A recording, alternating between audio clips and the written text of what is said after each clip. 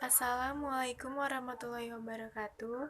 Perkenalkan, nama saya Dia Priyanti, NIM 0308202037. Assalamualaikum warahmatullahi wabarakatuh. Perkenalkan, nama saya Elika Delpia, NIM 0308202045.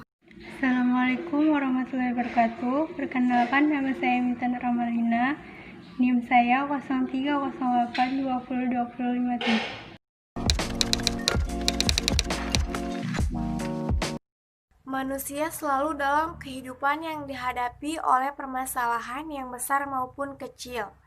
Biasanya, manusia selalu berusaha menemukan kebenaran dengan mencari beberapa cara, seperti menggunakan rasio. Para rasionalis dan melalui pengalaman suatu kebenaran. Tidak hanya membutuhkan pengakuan dari satu orang saja, namun dari banyak orang juga.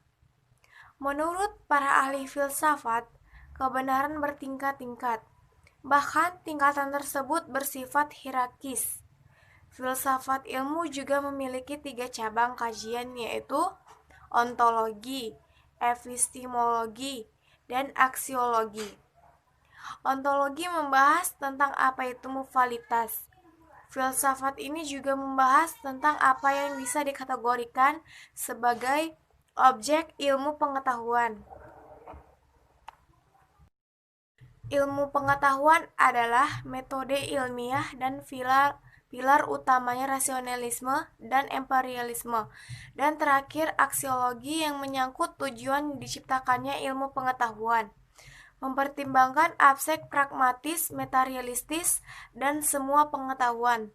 Maka ilmu merupakan pengetahuan yang aspek ontologi, epistemologi, dan aksiologinya telah jauh lebih berkembang. Kebenaran dapat dikelompokkan dalam tiga seperti kebenaran moral, kebenaran logis, dan kebenaran metafisik. D. Kategori kebenaran. Dalam Islam, umat Islam dituntut untuk mencari, memahami, mengamalkan, dan mempertahankan kebenaran. Secara bahasa atau istilah, kebenaran disebut juga al-haq, disebut dalam Al-Quran dengan berbagai bentuk, dan dalam kata al-haq disebutkan sebanyak 227 kali. Selebihnya menggunakan kata hak 12 kali, hukot 2 kali, yuhigu 4 kali, istiqoh 1 kali, istikhan 1 kali. Dalam surah Al-Azhar 103 dijelaskan bahwa setiap muslim harus mengatakan kebenaran dan kesabaran bersama iman dan amal, agar tidak digolongkan sebagai manusia yang merugi. Dengan demikian, kebenaran menjadi sebuah tema penting dalam ajaran Islam. Dari perspektif Islam, beberapa mazhab pemikiran Islam menghasilkan beragam perspektif mengenai kebenaran. Di era modern ini, Taqimus Sabah menyatakan bahwa kebenaran adalah kesesuaian formal mental dengan objek realitas yang diciptakannya. Ilmu kebenaran dan kebijaksanaan diraih kaum sufi dengan menghilangkan rintangan jiwa, membersihkan jiwa dari akhlak tercela, sampai jiwa menjadi kosong dan selain Allah Subhanahu wa Ta'ala, dan menghiasi jiwa dengan zikir kepadanya. Baiklah, saya di sini akan melanjutkan video presentasi yang menjelaskan tentang teori-teori kebenaran. Dari aspek sains barat itu ada seorang Surya Sumantri menyebutkan 3 teori mengenai kriteria kebenaran menurut sains barat. Yang pertama itu adalah ada teori koherensi, yang kedua teori korespondensi, dan yang ketiga itu teori pragmatis. Pertama itu teori koherensi yang dimana suatu pernyataan dinilai benar apabila pertanyaan tersebut bersifat konsisten dengan pertanyaan-pertanyaan sebelumnya yang dinilai benar. Seorang Plato dan Aristoteles dinilai sebagai pendukung teori koherensi. Mengenai teori ini, seorang Craig itu menyatakan bahwa istilah koherensi dalam teori ini adalah kebenaran tidak didefinisikan dengan sangat tepat. Yang paling bisa kita katakan melalui definisi umum ini adalah bahwa sekumpulan dua atau lebih kepercayaan dikatakan bersatu jika mereka cocok atau setuju satu sama lain.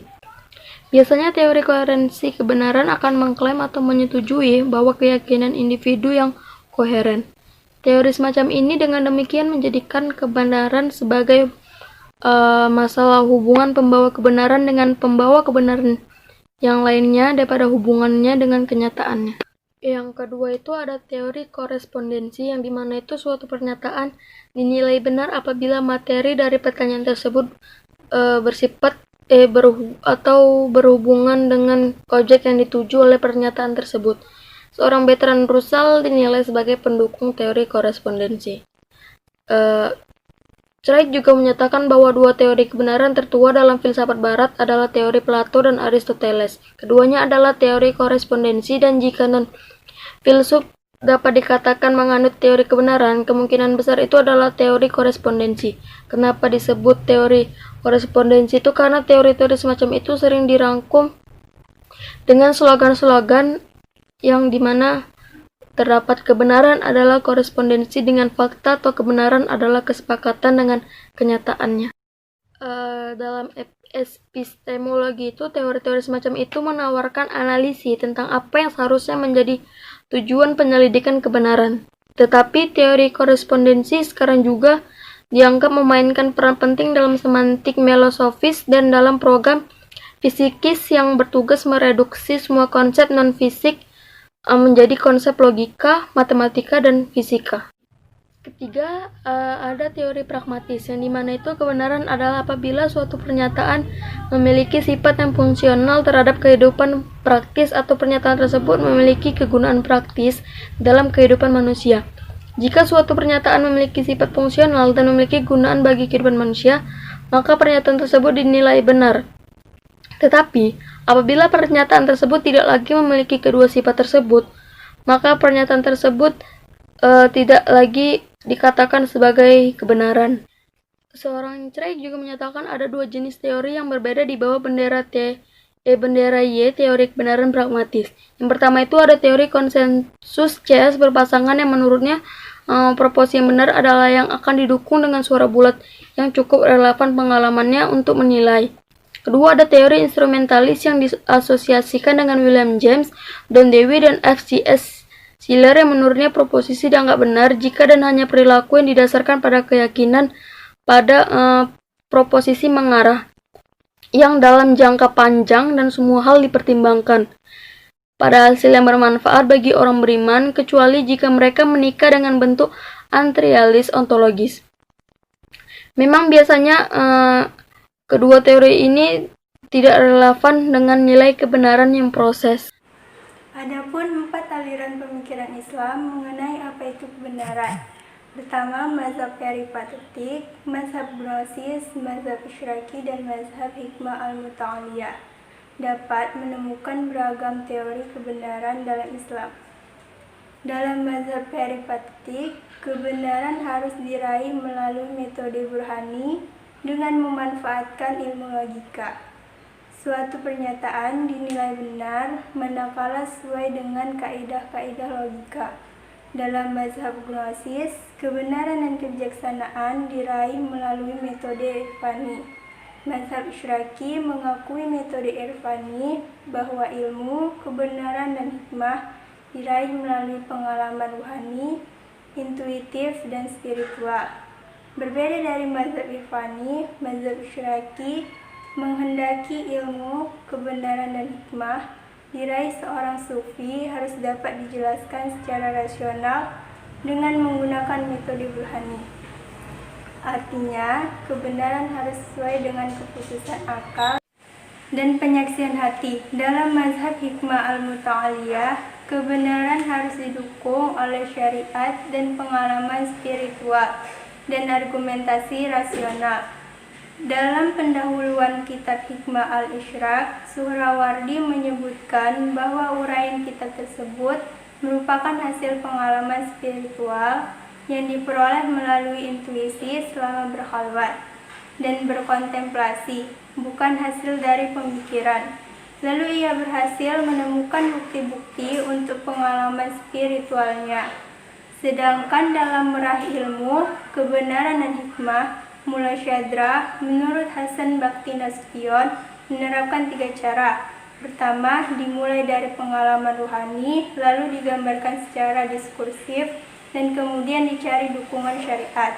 Kedua, dimulai dari kajian diskursif, lalu dihayati dengan pengalaman rohani dalam bentuk mukasyafah dan musyahadah, dan kemudian dicari dukungan syariat. Ketiga, dimulai dari pernyataan-pernyataan syariat, lalu dicari dukungan rasio atau digambarkan secara diskursif, kemudian dipertajam dengan pengalaman rohani. Dengan demikian, sebuah teori dinilai benar sepanjang mendapatkan pembenaran dari hasil mukasyafah dan musyahadah. Baiklah, sekian dari video presentasi dari kami. Kami ucapkan wabillahi taufik wal hidayah. Wassalamualaikum warahmatullahi wabarakatuh.